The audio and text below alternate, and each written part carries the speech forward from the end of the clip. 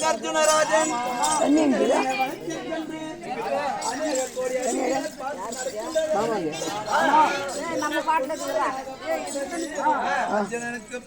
சீக்கிரம் அதை கண்ட அர்ஜுனன் தரையில் விழுந்து கும்பிட்டு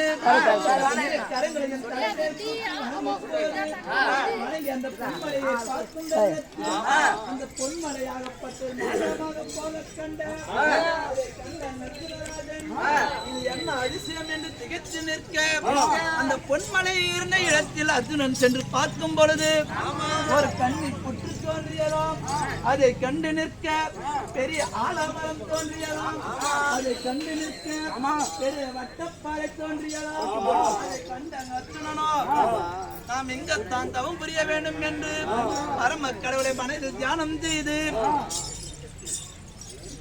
பரமக்கடலை தியானம் செய்து கீழே விழுந்து கும்பிட்டு மணலை லிங்கமாக பிடித்து லிங்கத்தை பூஜை செய்கின்ற விதம் அப்படி என்றால்